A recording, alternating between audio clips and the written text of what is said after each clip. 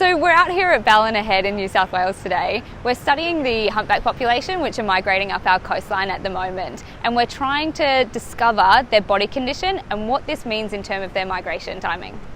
So studying the body condition of humpback whales allows us to look into their energetics, which is really important for humpback whales because they are what known as capital breeders. So what happens is they migrate from their feeding grounds in Antarctica all the way up along the Australian coast to their breeding grounds in the Great Barrier Reef.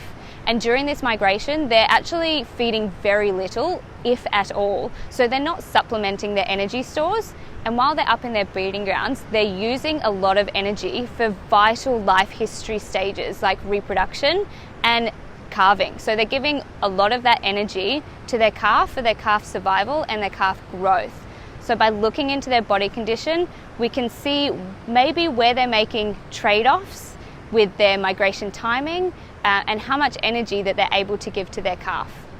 Drones are super important for this kind of research because they allow us to capture really high quality images and videos, which is what we're wanting for this kind of study.